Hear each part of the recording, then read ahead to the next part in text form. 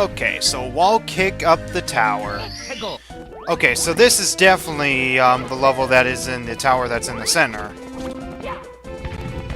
Yeah, there's definitely a lot of secrets in this level. I mean, you can definitely tell from the last part. I mean, the warp pipe, it's like not safe to enter, but are we intended to enter it eventually? Okay, so how high did we need to go? Okay, I think I can actually figure this out, so I guess we go over here, take the shortcut that is supposedly supposed to backfire on us, but so far has helped us. Or unless, of course, by backfire, it's talking about this little guy that will actually, well, do damage to me.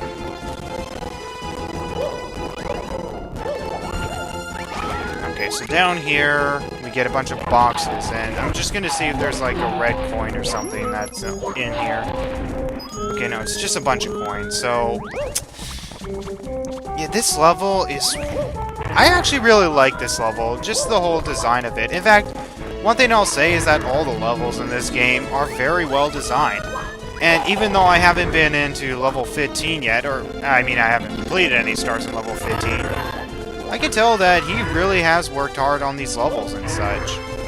And that he's actually tried to actually make something good out of it and not make it, you know, all bland and such. I mean, I give the game really credit for the fact that it actually focuses on making it an actual innovative game and not actually making something that looks like a mod from the original Super Mario 64 game as if it was rushed.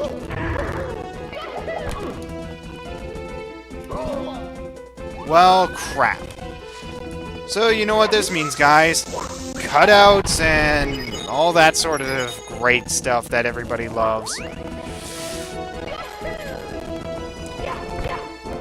mean, the good news is that just as long as I have my health over a half, then I won't be able to die.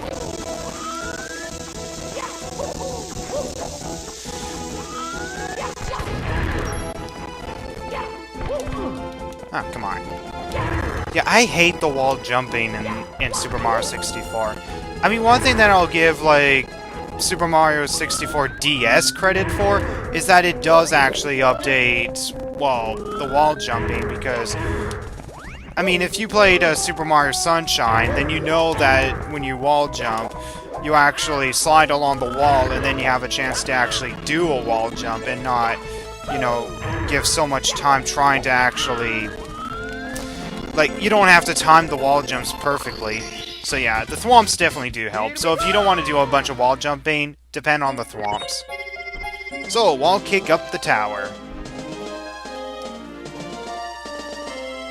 The music makes me feel special.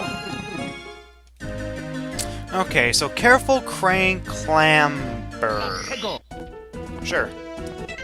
Careful crane clamber. Wait, I think I know where this is. This is on, like, the very left side of the level. You know, it's annoying when you have to actually, you know, constantly climb that all the time and constantly have to always worry about the wall and such. It gets really annoying. Damn it.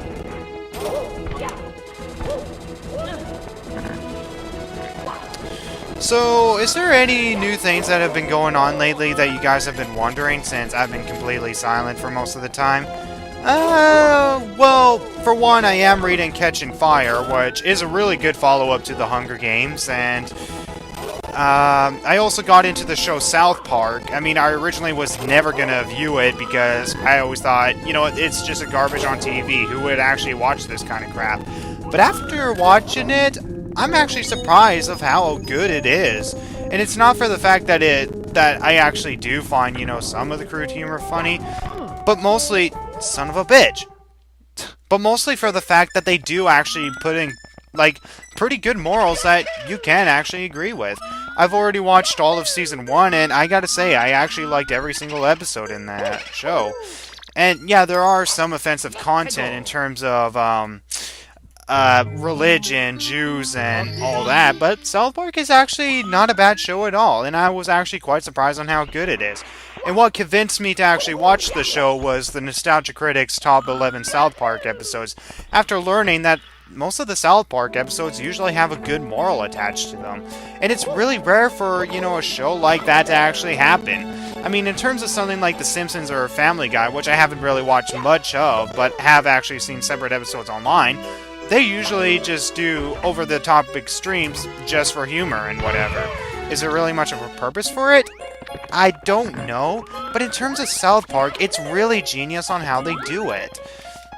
And not to mention that they're not afraid to go all extreme and such, which I really do like, and to be honest, I really don't find it that offensive. I mean, whatever they try to adapt, usually there's something that they work in. Like, for example, there's an episode 4, called Big Gay Al's Big Gay Boat Ride, and as you can probably tell by the title, it's basically about homosexuality. And basically, in the episode, it was saying, oh, homosexuals are evil and all that, and basically that's what, religion portrays them as. And I know I don't really go into these kind of topics, especially in my Let's Plays, because it'd be too controversial and such, but in my honest opinion, I don't think there's anything that should be, said against homosexuality, because, if they're just normal people who just, do whatever it is they do, with their sexual preference and such, then what's the harm in whatever, whatever their preference is? There really should not be any harm in it.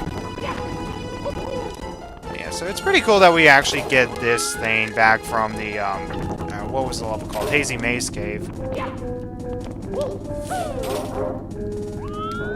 Okay, so let's go back to the other side.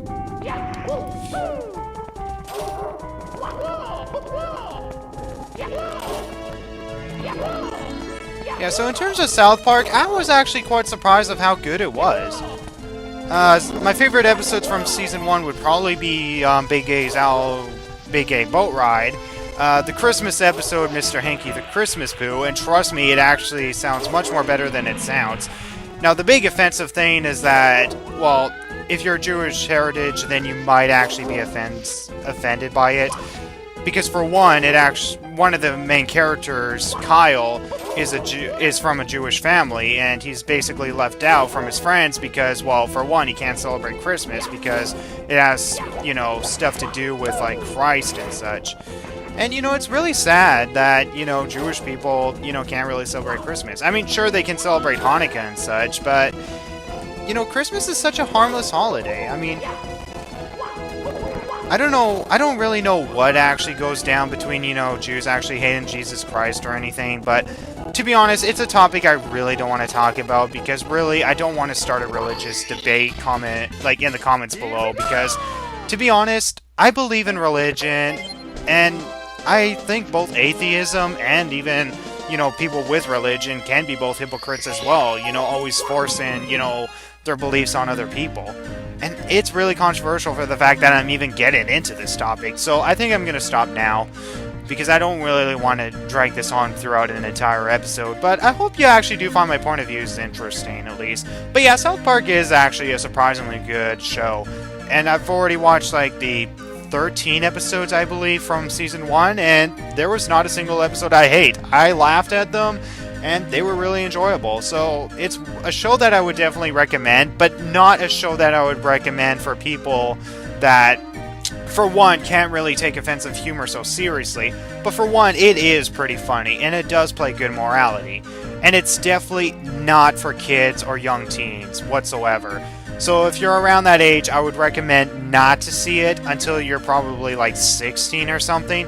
I don't know, there's just a lot of offensive stuff in it. But South Park is an episode that I would actually recommend. I mean, it was actually better than I thought it would be. So anyway, the rusty red coin. So, getting off topic of controversies and such, we're going to be collecting red coins. And I think that's all the purpose was for me to actually come over here. Ooh, jeez. Okay, so this will actually be the same episode in terms of collecting or 100 coins. Whatever. Hi. Okay. Ooh, no, no, no, no, no, no! That's not how it goes whatsoever. Okay, let's get back in there and start again. So I already have 4 stars from this course, and to be honest, I don't think I'm already an hour into this game yet, so I think I'm doing a pretty good job. Because I do want to try to complete both, course 14 and 15 in the exact same session. So that way I can leave session 11 for the Bowser level. And I'm hoping for session 11 I'll be able to have, like, a co-commentator for that. Oh, no! Why is everything trying to kill me in this game? Seriously?